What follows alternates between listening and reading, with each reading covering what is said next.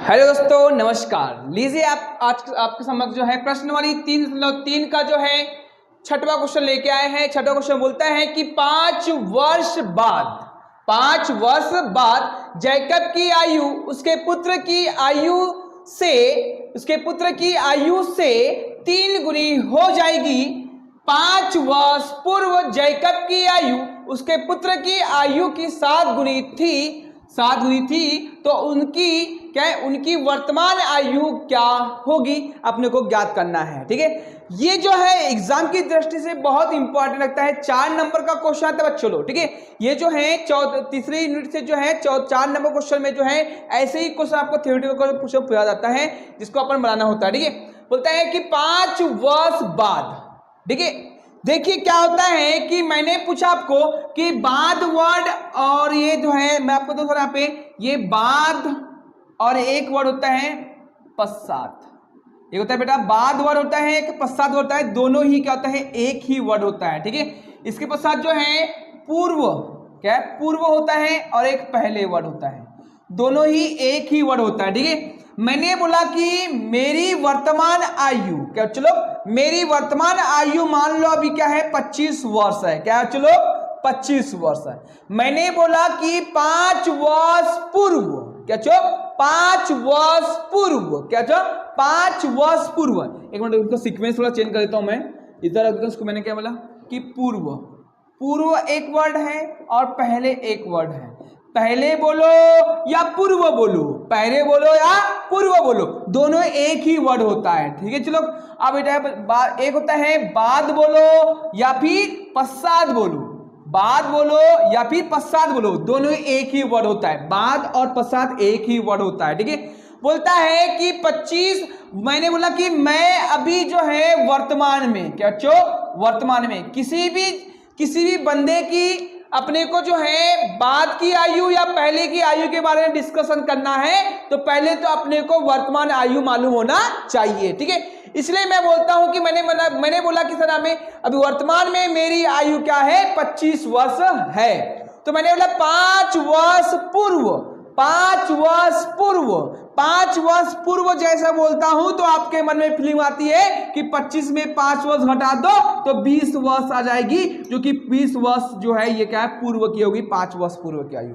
मतलब पूर्व बोलो या पहले बोलो, पूर्व बोलो या पहले बोलो, मतलब वर्तमान आयु में से घटाना पड़ता है। ठीक है, अब मैंने बोला 25 वर्ष वर्तमान आयु है, तो 5 वर्ष बाद या 5 वर्ष पश्चात, 5 वर्ष बाद या 5 वर्ष पश्चात आपकी वर्तमान आयु कितनी हो जाएगी। तो आप क्या करोगे, आपके मन में फीलिंग आएगी 25 में 5 जोड़ दो, 5 वर्ष बाद की निकल आएगी, मतलब 30 वर्ष हो जाएगी। कितने बच्चों 30 वर्ष आयु हो जाएगी। मतलब बाद या पश्चात बोले से 25 जोड़ना, मतलब 5 जोड़ना पड़ेगा, मतलब इसमें प्लस करना पड़ेगा। ठीक है, आपको समझ आया, बाद बोलो या पश्चात बोलो, मतलब वर्तमान आयु में जोड़ना पड़ेगा। पहले बोलो या पूर्व बोलो, इसमें वर्तमान आयु में क्या करना पड़ेगा, घटाना पड़ेगा। ठीक है, ये वर्ड के बारे में आप समझ आ दिया तुमको। ठीक है, अब क्वेश्चन की ओर आगे बढ़ते हम लोग। ठीक है, देखिए वर्तमान आयु यहां आपको ज्ञात करना है। आपको वर्तमान आयु मालूम है क्या चलो जैकब और उसके पुत्र की नहीं मालूम। ठीक है, तो मानना पड़ेगा, क्या चलो माना की, देखिए माना की जैकब के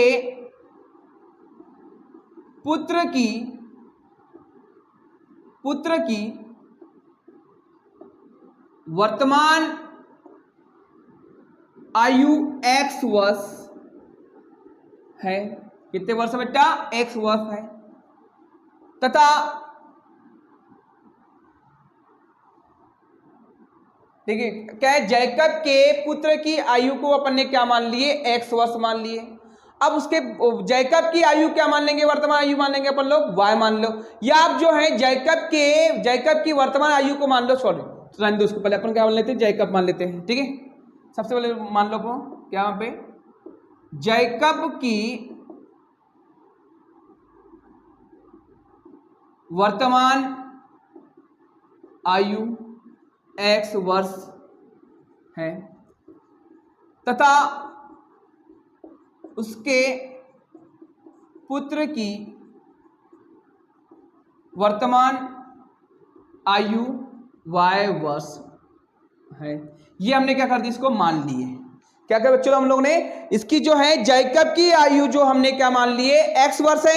मैंने आपको बताया था, मैं जब समझाया तुमको बताया था कि पहले तो हमको जो है जैकब की पूर्व या बाद की आयु पता करना है, तो उनकी वर्तमान आयु मालूम होना चाहिए, इसलिए हमने इसको वर्तमान आयु को अपने मान लिए। ठीक है चलो, तो देखिए चलो क्या होता है, जैकब की वर्तमान आयु x वर्ष है और उसके पुत्र की आयु वर्तमान क्या यहाँ पे y वर्ष है।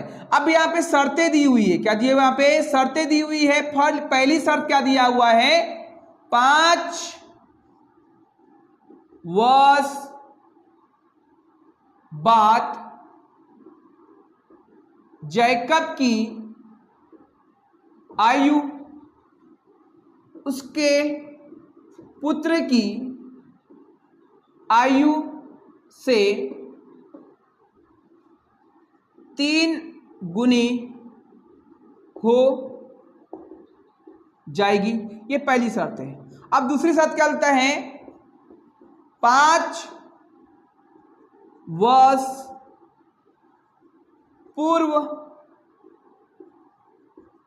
जैकब की आयु उसके पुत्र की आयु की 7 गुनी थी। बेटा मतलब बीता हुआ कल इसलिए थी और हो जाएगी मतलब बात की कंडीशन हो गई। ठीक है, अब अपने एक बारी बारी से शर्तें उठाना है और समीकरण बनाना है। ठीक है, लिखेंगे हम लोग यहाँ पे क्या, प्रथम शर्ता अनुसार, पहली शर्त के अनुसार।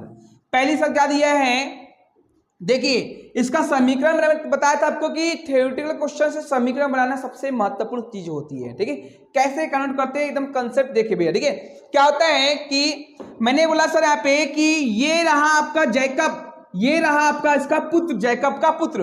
बेटा क्या होता है, यदि बेटा पैदा हो गया मतलब बाप की आयु में 5 घट रहा है तो बेटे की आयु में 5 घटेगा। ठीक है, ये याद रख लेना, किसी भी चीज की मतलब किसी भी चीज की बात कर रहे हैं तो सभी चीज 5 वर्ष पीछे जाती है। ठीक है, क्योंकि आपके पीछे 5 वर्ष पहले क्या चीज थी वो याद करते हैं। ठीक है, लोग बोलता है कि बोले 5 वर्ष बाद, 5 वर्ष बाद मतलब बाद बोल, मैंने थोड़े पहले समझाया, बाद मतलब जोड़ना, 5 वर्ष बाद मतलब 5 वर्ष जैकब में जोड़ना है और 5 वर्ष इसके पुत्र में जोड़ना है। जैकब की 5 वर्ष बाद की आयु क्या हो गई, x + 5, और जैकब के पुत्र की 5 वर्ष की आयु क्या होगी, y + 5। बोलता है कि जैकब 5 वर्ष बाद जैकब की आयु उसके पुत्र की आयु से 3 गुनी हो जाएगी।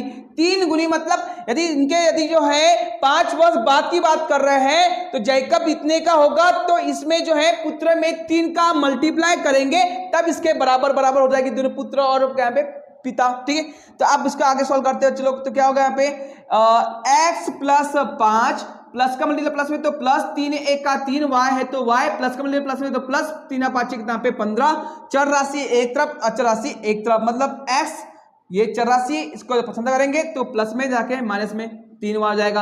अब ये 15 इसको जो पसंद करेंगे तो माइनस में 5 हो जाएगा। धन ऋण हमेशा हमेशा घटेगा, समान चर राशि समान चर वाली घात के साथ में जुड़ेगी, घटेगी चिन्ह के अनुसार। तो x - 3y और क्या पे यहाँ पे प्लस माइनस हमेशा घटेगा लेकिन चिन्ह लगेगा, मतलब क्या पे 10 बचेगा। समीकरण नंबर बन गया तुम्हारा 1। ठीक है, ये पहली शर्त से प्रथम शर्त से जो है आपका पहला समीकरण निर्मित कर दिया। ठीक है, इसके बाद दूसरा करते हैं हम लोग। ठीक, द्वितीय शर्त के अनुसार, द्वितीय शर्ता अनुसार, दूसरी शर्त के अनुसार, दूसरी शर्त बोलते हैं वर्तमान में जैकब है x का, क्या पे वर्तमान में इसके पुत्र है y का। बोलता है 5 वर्ष पूर्व, 5 वर्ष पूर्व, पूर्व मतलब घटाना, पूर्व मतलब घटाना। यदि इसके पुत्र में 5 वर्ष घटती है तो उसके पिता भी 5 वर्ष घटेगा। 5 वर्ष पूर्व जैकब की आयु उसके पुत्र की आयु की 7 गुनी थी। मतलब यार क्या है, ये 5 वर्ष पूर्व की आयु है, इसमें 7 का मल्टीप्लाई करूंगा पुत्र में, तभी तो ये दोनों के पिता और पुत्र 5 वर्ष पहले बराबर हो जाएंगे। तो भैया आपको ऐसा लगता है कि पिता में 7 का मल्टीप्लाई करूं, गलत बात है। ठीक है, पुत्र में ही 7 का मल्टीप्लाई करना है, क्योंकि पुत्र जो है पुत्रों को आयु को बराबर करना है किसके, पिता की, तो इसमें 7 का मल्टीप्लाई करना पड़ेगा। ठीक है, देखिए ध्यान से क्या होगा। अब क्या पे ये x minus 5 is equal two plus का मल्टीप्लाई प्लस में तो प्लस 7 एक का 7 y है तो y प्लस का मल्टीप्लाई माइनस में तो माइनस 7 5 यहाँ पे 35 चर राशि एक तरफ अचर राशि एक तरफ मतलब x इसको पसंद करेंगे यहाँ पे 7y माइनस हो जाएगा प्लस में था इसलिए आप क्या माइनस 35 माइनस यहाँ पे 35 इसको तो पसंद करेंगे तो प्लस हो जाएगा बेटा ये ऐसा ठीक है। अब मतलब यहाँ पे x माइनस 7y धन ऋण हमेशा ऋण धन हमेशा घटेगा लेकिन बड़ी संख्या में चिन्ह लगेगा 35 में से 5 घटेगा तो 30 बड़ी संख्या में ऋण का चिन्ह लगा दे ऋण का चिन्ह समीकरण नंबर बन गया यहाँ पे 2 ठीक है। अब बेटा क्या है दोनों ही समीकरण को आप विलोपन विधि से हल ज्ञात कर सकते हैं। मैंने विलोपन विधि क्या लिख रहा हूं विलोपन विधि से विलोपन विधि से अब विलोपन विधि क्या बोलती है कि x वाली वैल्यू बराबर करो या y वैल्यू बराबर करो ठीक है। इनको बराबर करने के x के सामने की संख्या समीकरण नंबर 1 में मल्टीप्लाई करना पड़ता है अल्टीपल्टी लेकिन देखिए यहाँ पे दोनों ही समीकरण में x का वैल्यू बराबर है तो इसमें गुना करने की जरूरत नहीं पड़ेगी मतलब x का समीकरण नंबर 1 और समीकरण नंबर 2 को घटाने पर ठीक है। लिखेंगे डायरेक्ट लिखेंगे बच्चों लोग समीकरण नंबर 1 को 2 से घटाने पर चूंकि देखो क्या दिया यहाँ पे समीकरण नंबर 1 का दिया है x माइनस 3y बराबर धन 2 ठीक है। यहाँ कितना दिया है x माइनस 7y बराबर माइनस 30 ठीक है। अब करके घटाने पर मतलब यहाँ पे प्लस का माइनस माइनस का प्लस माइनस का प्लस ये बराबर एक बार प्लस में एक बार माइनस में कैंसिल हो जाएगा ऋण धन हमें समझ घटेगा लेकिन बड़ी संख्या चिन्ह लगेगा 7 में से 3 घटेगा तो 4 y है तो y बड़ी संख्या प्लस का चिन्ह लगाते नहीं है ऋण धन हमें समझ घटेगा लेकिन बड़ी संख्या चिन्ह लगेगा 30 और 10 दोनों जुड़ जाएगा कितना पे जुड़ेगा बेटा कितना पे 40 हो जाएगा। अब क्या है y के गुणा में तो इसके बटे में जाएगा मतलब 40 बटे कितना पे 4 4 1 का 4 4 1 का 4 लगाए 0 मतलब y का मान कितना प्राप्त हुआ बच्चों यहाँ पे 10 प्राप्त हुआ कितना प्राप्त हुआ 10। अब y का मान समीकरण नंबर 1 में रखेंगे और इससे अपन x का मान पता कर लेंगे ठीक है। चलो जगह नहीं इसलिए मिटा देता उसको मैं देखिए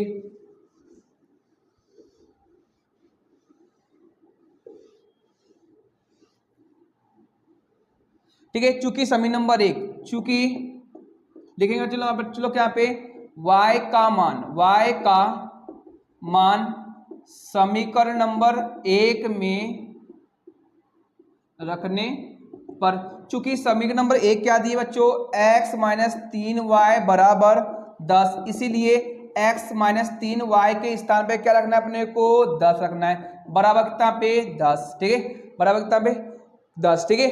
अब क्या करना है बच्चों यहाँ पे x माइनस 10 दिया 30 अब यहाँ पे 10 ठीक है। अब बेटा चर राशि एक तरफ अचर राशि एक तरफ तो चर राशि x है अचर राशि को पसंद करेंगे तो 10 ये तो माइनस में जाकर प्लस हो जाएगा बेटा यहाँ पे 30 हो जाएगा ठीक है। धन हमेशा धन और धन हमेशा जुड़ेगा लेकिन बड़ी संख्या चिन्ह लगेगा कितना पे 40 हो जाएगा। ये x का वैल्यू कितना प्राप्त हुआ बच्चों अपने को 40 हो गया कितना प्राप्त हुआ 40।